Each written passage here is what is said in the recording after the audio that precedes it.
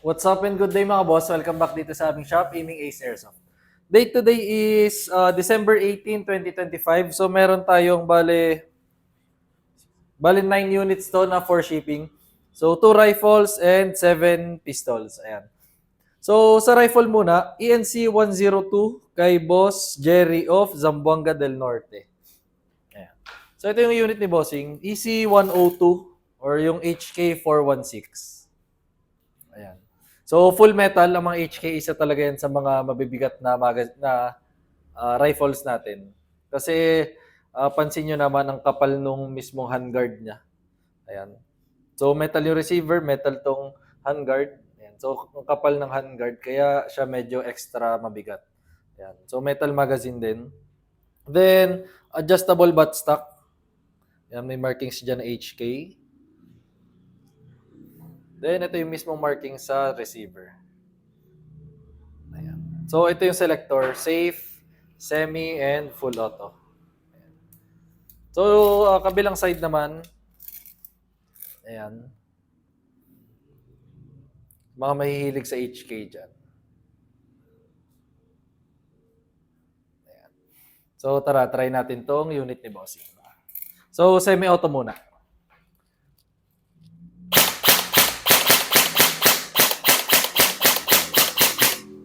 Full auto naman,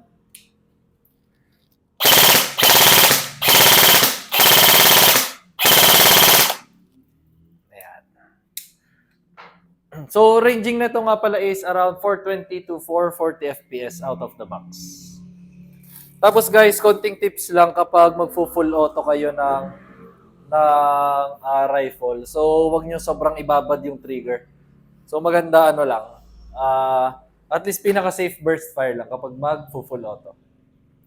Tapos next unit naman is ENC 645-3 kay Boss Charles of Cebu. So ito naman yung unit ni Bossing, Daniel Defense na DDM4. So napaka-pogi ng unit na to. So personally, one of my favorite units to.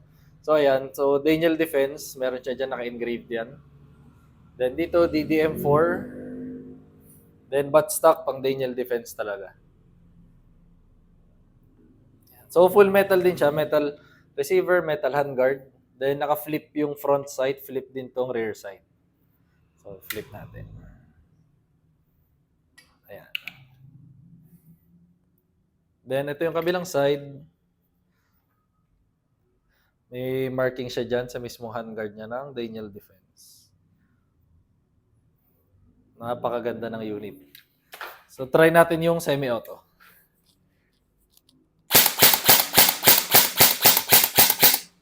Full auto. Ayan. So burst fire lang.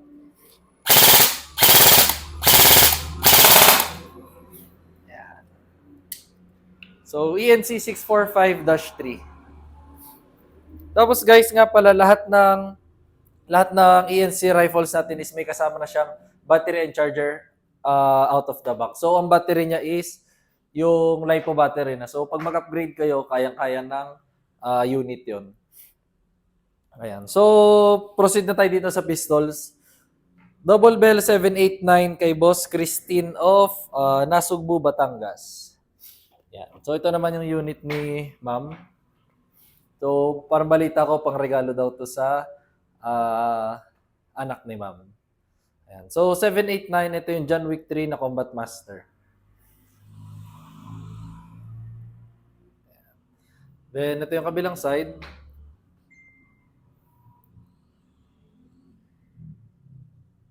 Ayan. So try natin tong unit ni Ma'am.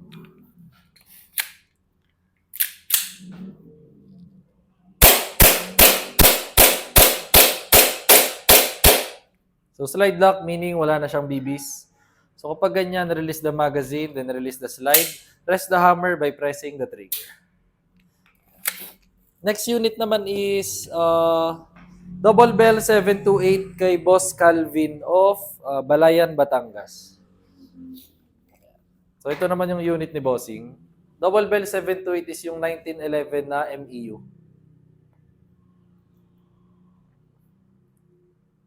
So ayan. Then kabilang side, Then full metal nga pala yan guys. Metal slide, then metal yung lower frame. Try natin yung Unity bossing.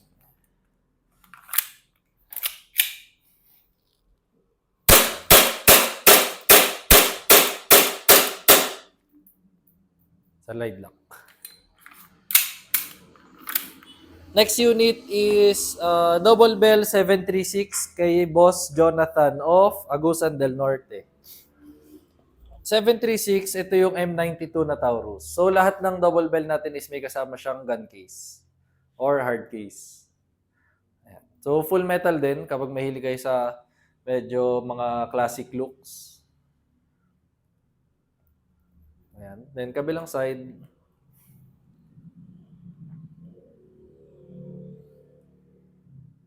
Try natin ang Unity bossing.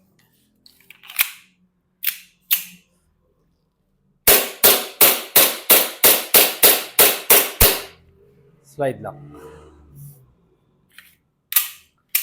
Next unit naman is Double Bell 303 kay Boss Joven of Rizal, Angono, Rizal. So, Double Bell 303, ito yung John Wick 4 na Pit Viper. Ayan. Metal slide, then metal din yung lower frame. Then nakamagwell na siya. Fiber optic yung front side. Then kabilang side, nandyan yung markings niya ng Pit Viper. Ayan. Try natin tong unit ni Bossing.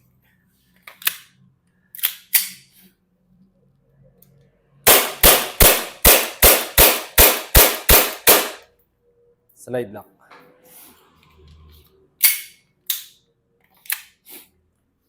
Next unit, Double Bell 774C kay Boss Kurt of Sarangani. 774C, ito naman yung Glock 18C. So Glock 18C meron siyang semi pag nakataas, full auto kapag nakababa. Then Glock is metal yung slide, then polymer yung lower frame. So kahit sa totoong unit is ganun yung material niya. Then kabilang side. Ayan. Try naman natin tong unit ni Bossing. So try muna natin yung semi.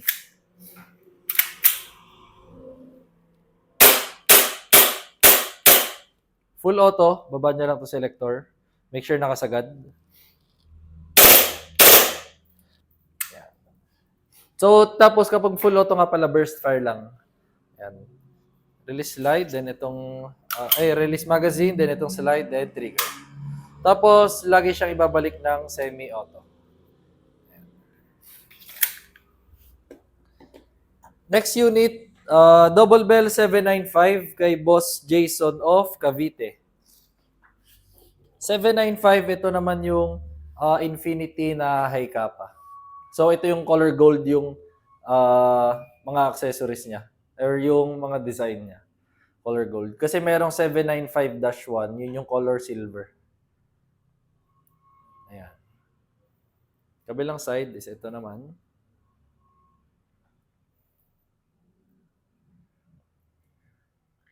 Try natin tong unit ni Bossing. Tapos guys, kapag sa mga ganito, make sure na may puwersa yung magazine. Ayan. Tapos, konting tulak ka lang dito para ma-make sure nakalock siya.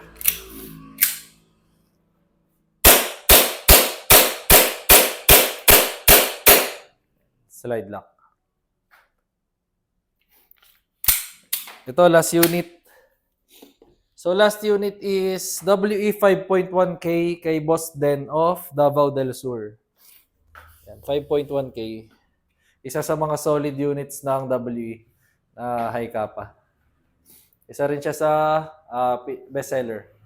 Yan. So, metal slide, then metal din yung lower frame. Ayan. So, working to lahat itong mga beaver safety or grip safety. Then, thumb safety, hammer. Ayan. Then, kabilang side.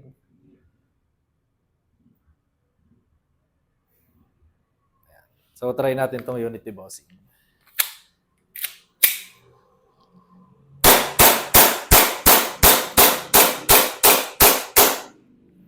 Slide lock. So, iba pa rin talaga yung iba pa rin talaga yung quality or paano ba natin masasabi yun? Iba pa rin yung performance talaga ng WE. Ayan. So, nasa mid-end na unit siya. So, ayun lang mga bossing. If may inquiries kayo, message nyo lang kayo sa aming page, Aiming Ace by CJO. Thank you.